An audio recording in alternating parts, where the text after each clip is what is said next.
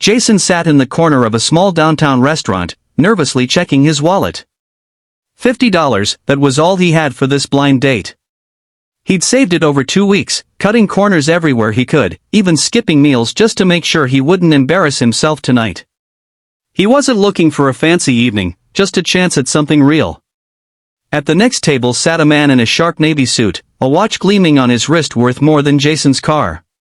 He looked up from his steak, quietly observing the nervous single dad trying to smile through his worry. What happened next would change both of their lives forever. Hey everyone, welcome to your channel name, where we share real, heartfelt stories that remind us how powerful a single act of kindness can be. If you believe the world needs more compassion and humanity, hit that subscribe button, give this video a like, and share your thoughts in the comments below. Your engagement helps these stories reach more hearts. Jason Miller was a 36-year-old single dad living in Cleveland, Ohio. Life hadn't been easy. 2 years ago, his wife, Amanda, had passed away after a long illness, leaving Jason to raise their 7-year-old daughter, Lily, on his own. He worked long hours as a mechanic, barely earning enough to pay rent and keep food on the table. He never complained, though. Every morning, he packed Lily's lunch with a smile, brushed her hair into a ponytail, and whispered, "Daddy's got you." But deep down, loneliness had started to grow. His life was all about responsibility, work, bills, bedtime stories. There was no room left for him. So when a coworker set him up on a blind date with a woman named Rachel, he almost said no. But his friend insisted. "Jason, you deserve a night out. You deserve to be happy."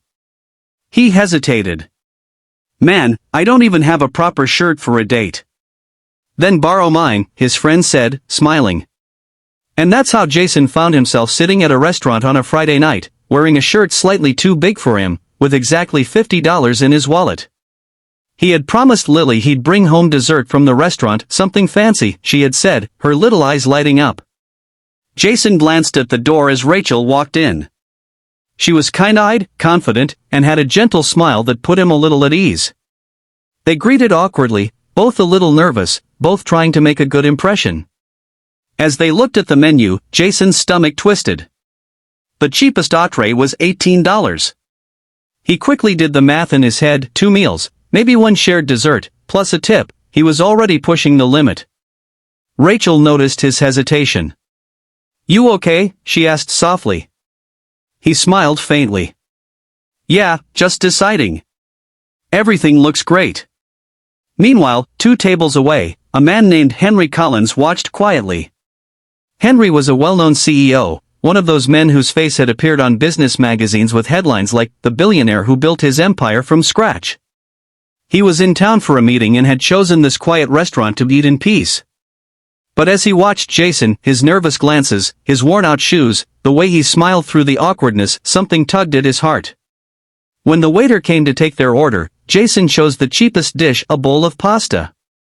Rachel ordered something slightly more expensive but didn't seem to notice his restraint. As dinner went on, Jason relaxed. Rachel was kind and easy to talk to. She asked about Lily, and Jason's whole face lit up as he talked about his daughter. "She loves to draw," he said proudly. "The walls of our apartment look like an art gallery." Rachel laughed. "That's adorable." Henry kept glancing over, pretending to be focused on his own meal but unable to look away. There was something about this man, a quiet dignity, a father trying his best. When the waiter returned with the check, Jason's smile faltered for a second. The total was higher than expected. His hand trembled as he reached for his wallet. Rachel noticed. "Hey, I can get this," she said quickly. Jason shook his head. No. I've got it. It's my treat." Henry saw it all, the way Jason hesitated, the way pride and love battled quietly inside him. Henry asked his own waiter to come closer and whispered something. The waiter nodded. As Jason handed over his card, the waiter returned a moment later. "Sir," he said with a smile, "your meal's already been taken care of." Jason blinked. "What? No, that must be a mistake." The waiter shook his head. "A gentleman at another table covered your bill." He wanted to remain anonymous. Jason looked around, confused. Rachel smiled softly, touched by the gesture. Wow, that's incredibly kind. Jason felt a lump rise in his throat. I don't know what to say. Henry quietly signed his own bill and left before Jason could notice him. But he didn't go far. He stepped outside, leaned against his black sedan, and waited. A few minutes later, Jason and Rachel came out, laughing. Jason was holding a small takeout box, dessert for Lily. Rachel hugged him goodbye, and they promised to meet again. As Jason walked toward his old pickup truck, Henry approached. "Excuse me," Henry said. Jason turned, a little startled. "Oh, hey. Can I help you?" Henry smiled. "You already did." Jason frowned. "I'm sorry?" "I saw what kind of man you are," Henry said gently. "You remind me of myself, a long time ago.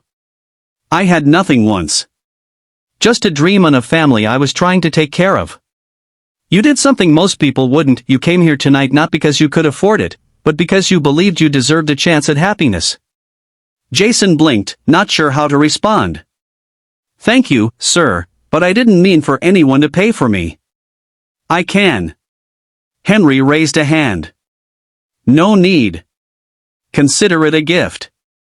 But maybe I can help you in another way." He reached into his pocket and handed Jason a business card. "Come by my office on Monday. I might have an opportunity for you. Something better than just getting by." Jason stared at the card, reading the embossed letters, Henry Collins, Collins Automotive Group. "Wait, you're..." Henry nodded with a small smile. "That's right. I own the company that supplies parts to your garage.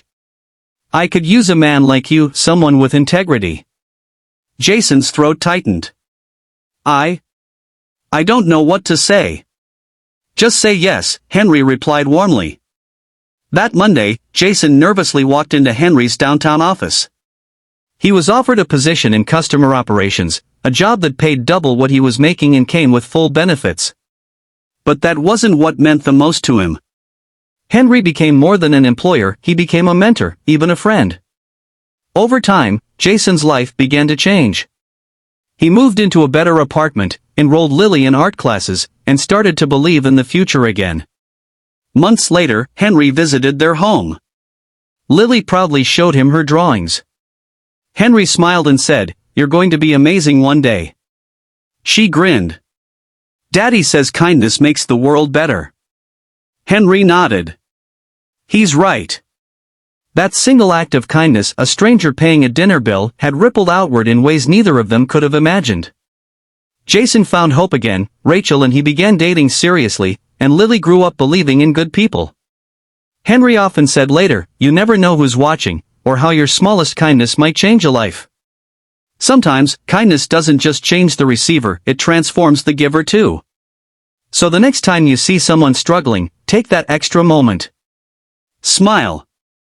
Help. Reach out. Because you might be the reason someone believes in goodness again. OUTRO. If this story touched your heart, don't forget to like, subscribe, and share it with someone who needs hope today. This is your channel name, reminding you kindness costs nothing, but it can change everything.